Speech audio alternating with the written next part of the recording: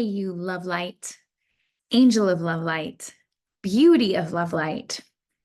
My name is Alana, and I've talked before about having the 1-3 profile in human design. And I once shared that I got really excited and told a friend about something I was investigating. And I hadn't yet started the experiment. And in that video, I told you how we really shouldn't share our excitement or enthusiasm when we're still investigating and haven't yet experimented. So here today, I want to share a little bit about my experiment. Now, it is outside the box. If you have seen me, heard me, learned from me, know me, I am very outside the box.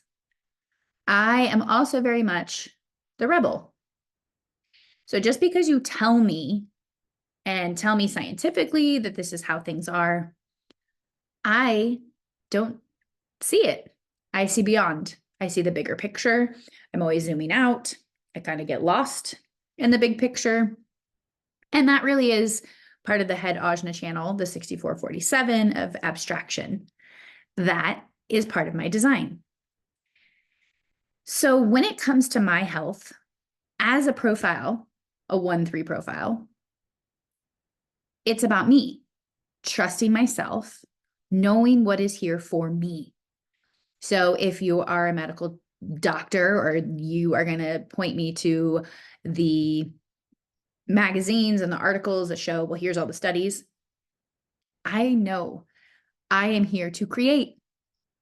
And because I'm the rebel, what you're telling me isn't going to work for me. And I have to discover that for myself. So backstory, I also have the channel 3740. So in human design, I have a split. I've got the head and ajna, and then down in my body, I have the will center connecting to the emotional solar plexus. Here's the piece. I work with a lot of clients because you have this similar kind of design that I do in the sense that you have a split in your chart. What does that mean? You probably live in your head, as I did, instead of in my body. So the backstory, my health journey, I've actually been pretty healthy, but only in more and more recent years, the more I spiritually awaken and dive into my 1-3 aspects of knowing myself. I've healed myself more and more because I had to go be in my body and live in my emotional solar plexus and my willpower and feel the push and the pull of those. When I lived in my head, I didn't listen to my body. I wasn't in my body. I couldn't feel my body.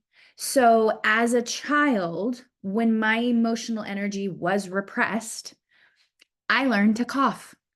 And I coughed and I coughed and I coughed. And I always had strep throat or bronchitis. And for me, catching a cold meant it's in my lungs. It's me coughing. There's a sore throat usually to start, and it's also in my sinuses. That has been my story. That has been my journey. And only as I've gotten older, for me to actually listen to my body, have more awareness, have I stopped to ask the question, what are you telling me, body? What are you helping me to realize? Why am I coughing? Why am I always having throat issues?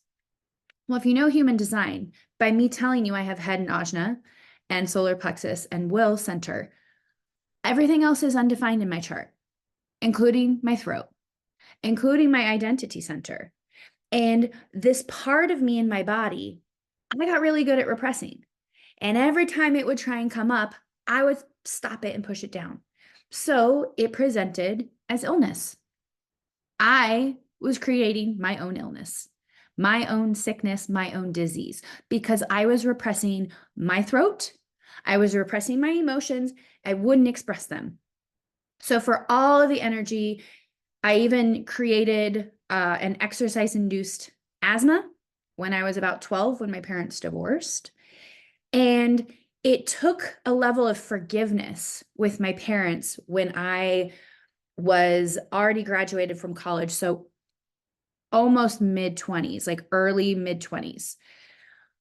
And it went away because I released all of the emotion I had repressed. I'm sharing this because for me, I've really been working to clear and heal myself. And when I get a cold, I always would have the sickness for at least 3 weeks, if not longer. So when you think of the pandemic, to me, that was nothing new. I was like, whatever, it's just another cold or it's just another sickness. Because I already knew I get sick. It lingers. It hangs out here, it hangs out here, it hangs out here, and it just doesn't go away. The reason I share this, as a 1-3, I have a whole new investigation and experiment. And I'm doing things differently because of things I've heard and I'm learning.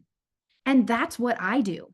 And I'm not doing it to help you unless you feel called to listen and you have a resonance and it leads you to your own truth that, wow, maybe there is something here. If you're experimental, you might be all in. It's easy. But most people are not experimental. You take what I say or what others say as truth. And I want you to pause right now and connect to your own truth, because what I'm going to share is outside the box and you may discount it. Throw it out. Good. Do it. But I finally found something that actually condensed my cold to less than, it was like 4 days, 4 or 5 days, which is so amazing for me because I've never had a cold like that. Never. It always turned into something else because it was always showing me that I was repressing myself. I wasn't speaking up. It always started in my throat. So was there things that happened in my life and I shut it down? Every time. And I am learning to speak up more and more. And here I am sharing what I would normally not share because of my own hangups or fears of how you would judge it. So here's another piece of my backstory. I have never smoked a cigarette in my life. Never. Yes, I've tried marijuana, but not a cigarette with tobacco. So what I want to share is that the plant that is nicotine really is helpful for our body. But when it's mixed in a cigarette with all kinds of additives that were designed to be addictive, to be the typical sales process, which is how life works, right? Somebody creates a product, but they want you to buy it forever and ever and ever. You can heal yourself and you don't need stuff forever and ever and ever. That's my little piece coming out. But products are designed to make you addicted to them. And so we blame the nicotine in the plant, in the cigarette. And I have to tell you that I did watch a video to learn about this. And this is what I experimented with. And my intention was not what this was intended. This is for, read it, to quit. I've never done that. But what I had done in my research and learned was that this binds to toxins and will release from your body so that your body can heal itself. Hot damn. The first day I got a cold recently, went straight to my throat. Immediately, I put on a piece. So it specifically tells you don't cut. I cut because I'm not here to follow your instructions. I'm here to do what my body needs. So I cut these into sixths, which gives me about 3.5 milligrams. And I put it on my chest for 12 hours. Day 1, day 2, day 3, day 4.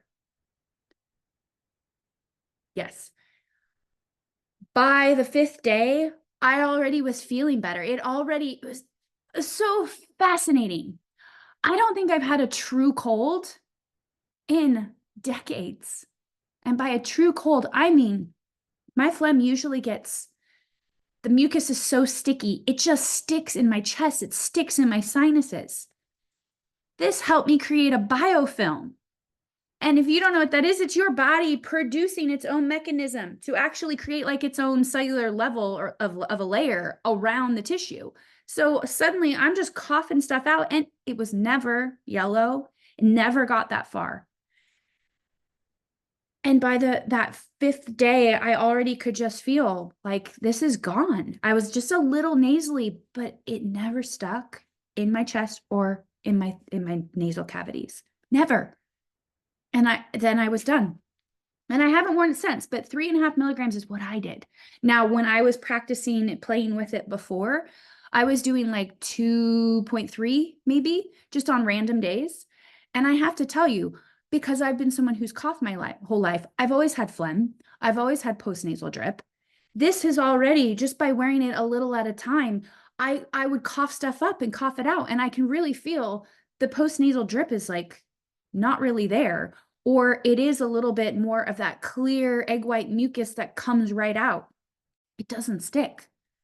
So I share this because this is like huge for me, and it might be huge for you.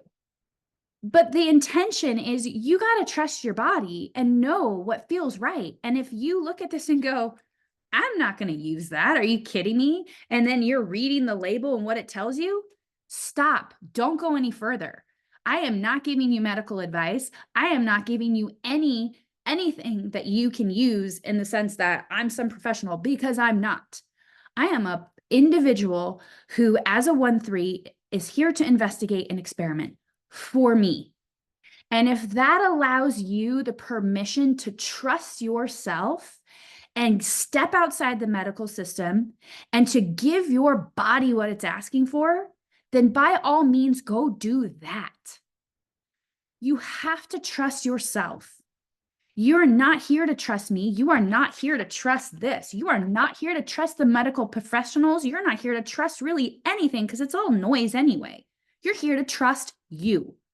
And when you learn to listen to spirit that you are so powerful, and you are healthy, and you are whole, and everything begins to change because you take back your power and you no longer give it away to all the noise, to all the systems, to all the professionals who say they know better when they have no idea what you know about yourself.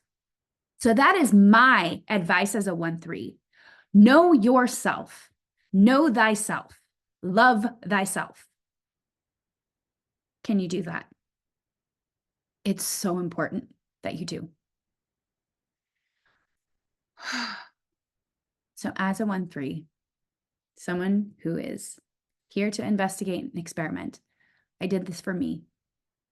And it's helped me to know myself and to realize I am healthy and I am whole and I am perfect, prosperous, and complete. And so are you. I love you.